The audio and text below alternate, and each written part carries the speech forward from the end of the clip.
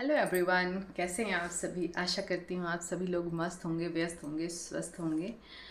तो यस, आज का जो थॉट है वो एक नॉर्मल इन जनरल टॉपिक है जो एक सास बहू के रिलेशन को दर्शाता है। ये टॉपिक मैं मेरे ऊपर तो एग्जैक्टली नहीं बोल रही हूँ, बट हाँ नॉर्मल एक जो इन जनरल हमारी जो सोसाइटी में चीज़ें चल रही हैं उस पर बेस्ड है ये। एक्चुअली क्या होता है कि आजकल की जो जनरेशन आ रही है, जितनी शादियां हो रही है, जैसे मेरी शादी को 2 साल हो गए हैं, मेरी शादी के पहले जो कुछ टाइम पहले की शादियां हुई हैं वो अभी जो रिसेंट में हो रही हैं, तो एक्चुअली क्या हो रहा है कि हम लोग थोड़ा सा उस जनरेशन के बच्चे हैं जहाँ पर जो सही होता है उसको सही बोलते हैं, जो गलत होता है वो गलत बोलते हैं। जैसे मैं मेरा अगर बात करती हूँ तो मुझे अगर कोई चीज़ गलत लग रही है, चाहे वो बड़ा हो चाहे वो छोटा हो, मेरी आदत है मुंह पे बोल देना। तो शायद कहीं कहीं ये चीज़ें गलत हो भी जाती हैं, पर मुझे इतना ज़्यादा बियरिंग सेंस नहीं है। क्यों? क्योंकि अगर आप जॉब करते हो, आप घर संभालते हो, हस्बैंड को भी संभालते हो, आपके मायके में कुछ है तो वहाँ भी जाते हो, ससुराल भी जाना पड़ता है आपको। तो अगर आपके पास इतना लॉट्स ऑफ प्रेशर होता है तो उसके बाद ये चीज़ें पॉसिबल नहीं हो पाती हैं कि आप हर चीज़ें हैंडल कर लो, या आपके पास कॉल्स आ जाएं, या कोई रिश्तेदार कहीं कोई मिल गया तो बोले उन्होंने तो ऐसा कहा था, इन्होंने तो वैसा कहा था। तो मैं सिर्फ इतना ही कहना चाहूँगी कि देखिए, पहले की जो बहुएं थीं या जो हम लोगों की सास है या जो हम लोगों की माएँ हैं, उन लोगों ने बहुत यातनाएं सही हैं, उन लोगों को बहुत मारा पीटा गया है। और जैसे पति लोगों ने बोला, जैसे सास ने बोला कि उठो तो उठो, बैठो तो बैठो, सब कुछ है।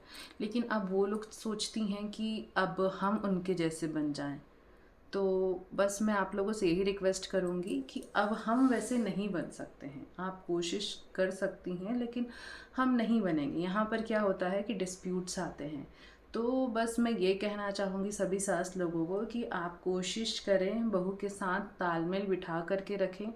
अगर बहू कुछ चीज़, मान लीजिए कि जैसे आपने बहुत स्ट्रगल से लाइफ जी है, तो स्ट्रगल में होता है कि लोग क्या करते हैं, चीज़ों को बहुत सहेज करके रखते हैं। हर एक छोटी छोटी चीज़ को सहेज करके रखना कि ये नुकसान नहीं हो जाए, ये इतना वेस्टेज नहीं हो जाए, ये इतना एक्स्ट्रा क्यों बना दिया, क्यों कर दिया, ये कम सामान ले लो, इतना क्यों यूज़ कर रहे हो, इतना पैसा क्यों खर्च कर रहे हो। लेकिन हम जिस जनरेशन से हैं, हम लोगों ने वैसी चीज़ें देखी ही नहीं है।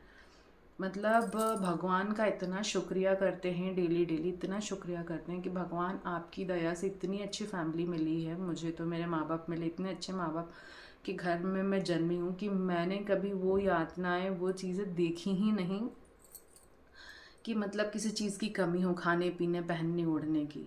तो जब हमने वो चीज़ें देखी नहीं हैं, तो अब आप चाहती हैं कि हम जोड़ करके रखें, तो वो नहीं होगा। क्यों? क्योंकि अगर हमने हमारे माँ बाप को देख के रखा हुआ है कि खुले हाथों से सारी चीज़ें करना, मतलब कि लेन देन करना, हर चीज़ में कोई कंजूसी नहीं करना, कुछ नहीं, तो आप सोचेंगे कि हम थोड़ा कम खा लें, थोड़ा कम पैसे उड़ा लें। मतलब उड़ाना मतलब कि कोई पब और यहाँ नहीं जाना, क्योंकि वो चीज़ें तो हैं ही नहीं हम लोगों में।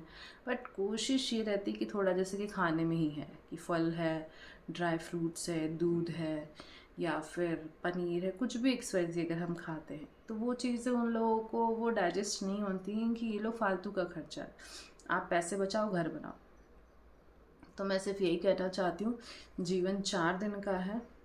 4 दिन के जीवन में इंसान बहुत बड़े उतार चढ़ाव देखने को मिलते हैं, और आजकल का जीवन पहले जैसा नहीं रहा कि लोग 100 साल, 150 साल, 120 साल, 80 साल जी रहे हैं। आजकल का मैक्स टू मैक्स 70 है, 60 है, निपट जा रहे, इतने में लोग ख़त्म हो जा रहे हैं। तो मेरा यही कहना है कि जो भी लोग हैं, क्योंकि कभी भी बहुत रेयर केस में सुनने में आता है कि ससुर खराब है। जहाँ भी दिक्कतें आती बहुओं को सिर्फ सास से आती हैं। क्योंकि मैं यही कहना चाहूँगी कि जो भी सास लोग हैं वो लोग अपना, आप ये सोच लीजिए कि आपने आपका जीवन जैसे जीना था जी लिया। अब आपका बच्चा है, अब आपका बेटा, तो वो आपका बेटा हैंडल करे अपनी वाइफ को।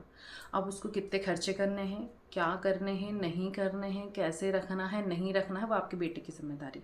मैं सिर्फ ये कहना चाहूँगी, 2 रोटी बना के आपको मिल रही है, दो चार जितना एक्स वाई ज़ेड, 2 रोटी, वो कहावत है से। तो आपको जो खाना मिल रहा है, बना बनाया खाना मिल रहा है, आप खाना खाइए, भगवत गीता, रामायण पाठ पढ़ें, भगवान का ध्यान करें, अपने जीवन को सफल बनाएं। क्या आ रहा है, क्या जा रहा है, कौन क्या ले रहा है कर रहा है कोई मतलब नहीं होना चाहिए। अगर आप आपके घर में सुख शांति चाहते हैं, बच्चे ने कहा कि मम्मी क्या बना दें, हाँ बेटा ये बना दो, काम ख़त्म। आपको मतलब ही नहीं होना चाहिए वो क्या खा रहे हैं, क्या पी रहे हैं, कैसे रह रहे हैं। वैसे इतना ज़्यादा इंटरफेरेंस होगा तो डेफिनेटली लड़ाइयाँ होंगी और फिर वहाँ पे सेपरेशन होता है।